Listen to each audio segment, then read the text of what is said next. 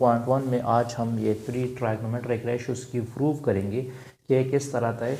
लेकिन इस एक्सरसाइज को सॉल्व करने से पहले आपको ये कंप्लीट फार्मूले याद होने चाहिए, आपको ये कंसेप्ट्स क्लियर होना चाहिए।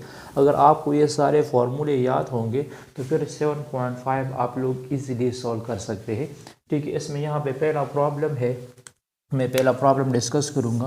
पहला प्रॉब्लम है हमारे पास secant square theta -1 dot cos square theta is equal to sine square theta.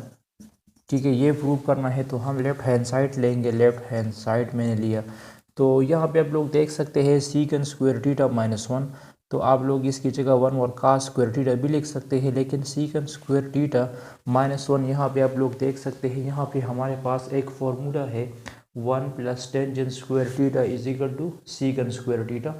तो ये 1 इधर एडिशन फॉर्म में है, तो ये 1 जब उस साइड पे चला जाएगा तो ये माइनस हो जाएगा, तो सीकंड स्क्वायर थीटा -1 इक्वल हो जाएगा टेंजेंट स्क्वायर थीटा। तो इस सीकंड स्क्वायर थीटा -1 की जगह हम लिख सकते हैं क्या, टेंजेंट स्क्वायर थीटा। ठीक है, इसकी जगह मैं क्या लिख सकता हूँ, टेंजेंट स्क्वायर थीटा लिख सकता हूँ। तो इस सीकंड स्क्वायर थीटा -1 की जगह मैंने टेंजेंट स्क्वायर थीटा लिख दिया। फिर इसके बाद आपको ये भी याद रखना है कि जो मतलब टेंजेंट थीटा होता है, टेंजेंट थीटा मैं यहाँ पे मेंशन करूँगा। टेंजेंट थीटा असल में इक्वल होता है sine theta divide by cos theta, sine theta divide by cos theta. तो यहाँ पे हम टेंजेंट थीटा की जगह क्या लिख देंगे, टेंजेंट थीटा की जगह हम लिख देंगे sign square theta plus cos square theta is dot cos square theta. तो ये दोनों क्या हुए, ये कैंसिल हुए, तो हमारे पास आ चुका है sine square theta which is equal to right hand side. ये पहला प्रॉब्लम था। ठीक है, मतलब इन फॉर्मूलों की मदद से हमने इसकी सॉल्यूशंस की है। अब हम सेकंड प्रॉब्लम सॉल्व करेंगे। दूसरा प्रॉब्लम हमारे पास है, सेकंड प्रॉब्लम हमारे पास इस तरह है कि tangent theta plus secant theta, ये मैंने लेफ्ट हैंड साइड लिया। तो यहाँ पे आप लोग देख सकते हैं मैंने यहाँ पे लिख दिया है कि टेंजेंट थीटा इक्वल है sine theta divide by cos theta. तो इस टेंजेंट थीटा की जगह हम क्या लिख देंगे, sine theta divide by cos theta लिख देंगे। और यहाँ हमें गिवन है सीकंड थीटा, तो यहाँ आप लोग देख सकते हैं कि सीकंड थीटा किसकी इक्वल है, 1 और कॉस थीटा। सीकंड थीटा और कॉस थीटा एक दूसरे का रेसिप्रोकल है, तो सीकंड थीटा की जगह हम लिख देंगे 1 और कॉस थीटा। तो टेंजेंट थीटा की जगह हम क्या लिख देंगे, sine theta divide by cos theta, और सीकंड थीटा की जगह हम लिख देंगे 1 और कॉस थीटा। इसका हम एलसीएम लेंगे, तो जब यहाँ पे ये दोनों सेम आएंगे तो इसका एलसीएम सेम होगा, मतलब मैं लिख दूंगा कॉस थीटा और ऊपर टर्म्स अपनी जगह पे आ जाएगा, मतलब साइन थीटा +1। जब यहाँ पे लोअर टर्म सेम होंगे, यहाँ पे भी कॉस थीटा है, यहाँ पे भी कॉस थीटा है, तो इसका एलसीएम सेम होगा, कॉस थीटा होगा। और फिर इसको क्रॉस मल्टीप्लाइड करने की ज़रूरत नहीं है कि आप लोग कॉस थीटा इधर मल्टीप्लाइड करोगे और कॉस थीटा इधर मल्टीप्लाइड करोगे। जिस तरह लोअर टर्म सेम है, इस तरह आप लोगों को अपर टर्म भी उसी तरह लिखना पड़ेगा।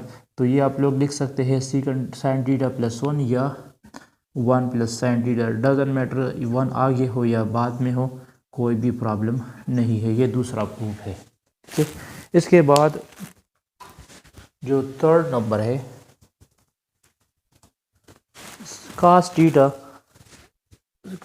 Minus sine theta whole square, cos theta minus sine theta whole square. तो इसकी हम एक्सपेंशंस करेंगे a minus B whole square फार्मूले से।